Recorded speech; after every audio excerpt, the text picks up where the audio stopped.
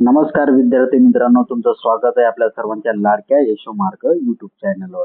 आज आपण भाग 3 बघत आहोत. तर चला बघूया मित्रांनो, महाराष्ट्र माथाडी आणि इतर श्रमजीवी कामगार कायद्यासंदर्भातील महत्त्वाचा प्रश्न क्रमांक 17वा. तर मित्रांनो, या कायद्यातील कलम 27 नुसार या कायद्यातील किंवा नियमामधील तरतुदीचे उल्लंघन केल्यास सर्वसाधारण दंडाची कमाल मर्यादा किती आहे? ठीक आहे. तर पर्याय 100 रुपये, पर्याय बी 500 रुपये, पर्याय सी 1000 रुपये, पर्याय डी 5000 रुपये. तर योग्य उत्तर माहिती असल्यास मित्रांनो कमेंट सेक्शन मध्ये सांगा. तर याचं योग्य उत्तर आहे मित्रांनो पर्याय बी 500 रुपये. तर याचं स्पष्टीकरण बघू. महाराष्ट्र माथाडी आणि हमाल आणि इतर श्रमजीवी कामगार कायद्याच्या कलम 27 नुसार जर कायद्यात इतरत्र स्वतंत्र शिक्षेची तरतूद नसेल आणि व्यक्तीने कायद्याचे उल्लंघन केले तर कामगार औद्योगिक न्यायालयाकडून होणाऱ्या शिक्षेमध्ये कमाल 500 रुपयापर्यंत दंड आकारला जाऊ शकतो. निरंतर उल्लंघनासाठी प्रतिदिन अतिरिक्त 100 रुपये दंड होऊ शकतो. तर पुढील प्रश्न बघूयात मित्रांनो. प्रश्न क्रमांक 18वा. राज्य सरकारला या कायद्याच्या अनुसूचीमध्ये नवीन रोजगाराचा समावेश करायचा असल्यास कमीत कमी किती महिन्याची नोटीस देणे आवश्यक आहे? पर्याय 1 महिना, पर्याय बी 2 महिने, पर्याय सी 3 महिने, पर्याय डी 6 महिने. तर याचं योग्य उत्तर आहे मित्रांनो पर्याय सी 3 महिने. तर चला बघूया स्पष्टीकरण. अचूक उत्तर मित्रांनो पर्याय सी 3 महिने.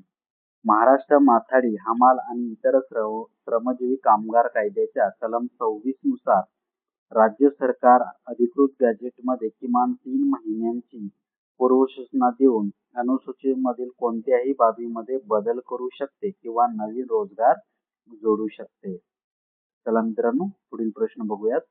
प्रश्न क्रमांक 19वा.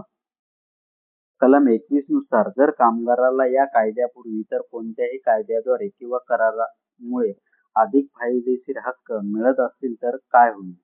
तर पर्याय ते जुने फायदेशीर हक्क रद्द केले जातील, पर्याय बी ते जुने फायदेशीर हक्क अबाधित राहतील, पर्याय सी कामगाराला दोन्ही बाजूचे दुप्पट फायदे मिळतील, पर्याय डी कामगाराला नोकरीवरून काढून टाकले जाईल. तर याचं योग्य उत्तर आहे मित्रांनो पर्याय बी ते जुने फायदेशीर हक्क अबाधित राहतील. चला मित्रांनो स्पष्टीकरण बघूयात. महाराष्ट्र माथाडी हमाल आणि इतर श्रमजीवी कामगार कायद्याच्या कलम 21 नुसार जर कामगाराचे जुने हक्क आणि सवलती या कायद्यातील तरतुदीपेक्षा अधिक चांगल्या फायदेशीर असतील तर त्या अबाधित राहतील. मात्र कामगाराला एकाच गोष्टीसाठी दोन्ही ठिकाणाहून दुहेरी लाभ घेता येणार नाही. तर कुठल्या कलमात आहे मित्रांनो? कलम 21 मध्ये. तर चला पुढील प्रश्न बघूयात. प्रश्न क्रमांक 20वा. कलम 23 नुसार मंडळाच्या किंवा योजनेच्या कामकाजाची चौकशी करण्यासाठी राज्य सरकारद्वारे नियुक्त व्यक्तीला कोणाचा अधिकार प्राप्त होतात? पर्याय पोलीस महासंचालक, पर्याय बी निरीक्षक, पर्याय सी उच्च न्यायालयाचे मुख्य न्यायाधीश, पर्याय डी केवळ कामगार युनियनचे अध्यक्ष. तर याचे योग्य उत्तर आहे मित्रांनो पर्याय बी निरीक्षक. तर चला याचं स्पष्टीकरण बघू.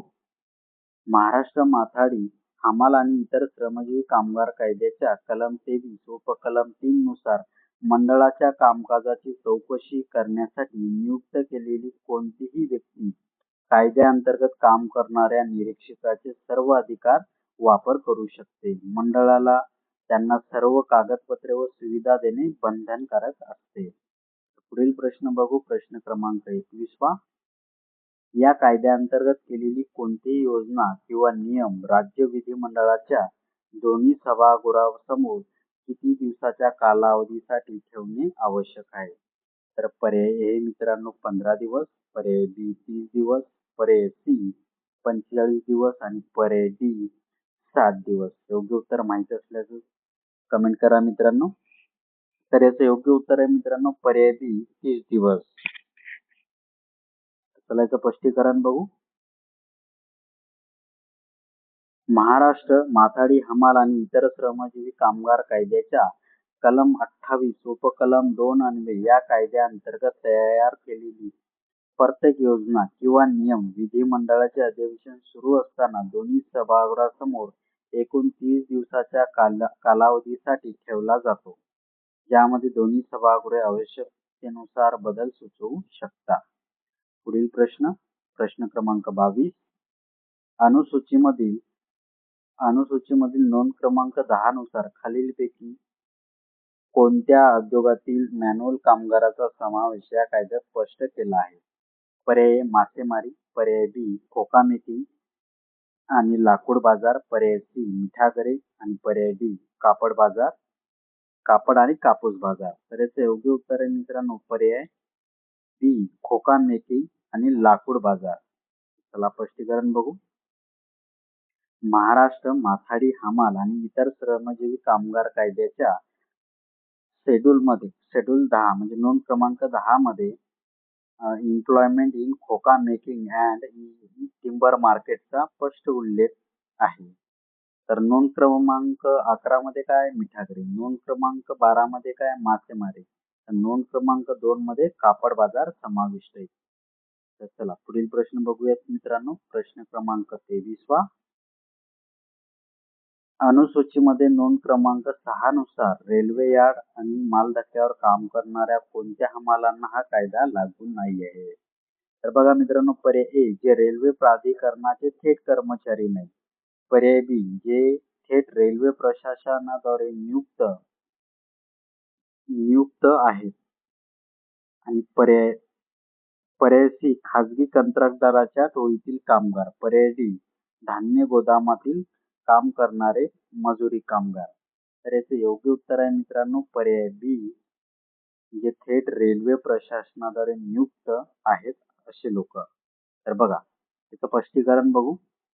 महाराष्ट्र माथाडी हमाल आणि इतर श्रमजीवी कामगार कायद्याच्या अनुसूची नोंद क्रमांक 6 नुसार रेल्वे यार्ड आणि गुड्स शेड्स मधील ओझे उचलण्याचे काम करणाऱ्या अशा कामगारांना हा कायदा लागू होतो जे रेल्वे प्रशासनाचे नोकर नाही. जे थेट रेल्वे प्रशासनाचे कर्मचारी आहेत त्यांच्यावर रेल्वेचे स्वतंत्र नियम लागू असतात, त्यामुळे हे नियम लागू होत नाहीत त्यांना. चला पुढील प्रश्न बघूयात. प्रश्न क्रमांक 24. कलम 27A नुसार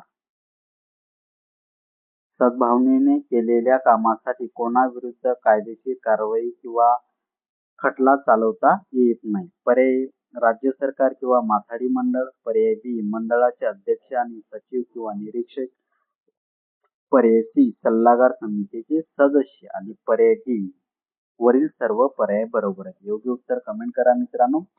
तर याचं योग्य उत्तर आहे मित्रांनो पर्याय डी वरील सर्व बरोबर आहे. तर याचं स्पष्टीकरण बघून घेऊया. महाराष्ट्र माथाडी हमाल आणि इतर श्रमजीवी कामगार कायद्याच्या कलम 27A नुसार या कायद्याच्या किंवा योजनेच्या अंमलबजावणीसाठी सद्भावनेने केलेल्या किंवा करू इच्छिलेल्या कोणत्याही कृत्यासाठी राज्य सरकार, मंडळ अध्यक्ष, सचिव, सल्लागार समितीचे सदस्य यांच्या विरुद्ध कोणताही दिवाणी किंवा फौजदारी खटला दाखल करता येत नाही. याला प्रशासकीय संरक्षण म्हणतात. तर अशा पद्धतीने आजचे आपण 8 प्रश्न बघितले आहे मित्रांनो. तर या 8 पैकी तुमचे किती प्रश्न बरोबर येतात ते कमेंट मध्ये सांगा मित्रांनो. आणि पुढील व्हिडिओ कोणत्या कायद्यावर हवा आहे तेही कमेंट मध्ये सांगा. आणि चॅनलला सबस्क्राईब करायला विसरू नका मित्रांनो. आणि तुमच्या मित्रांना सुद्धा चॅनलची लिंक शेअर करा मित्रांनो. तर धन्यवाद. भेटू पुढील भागात.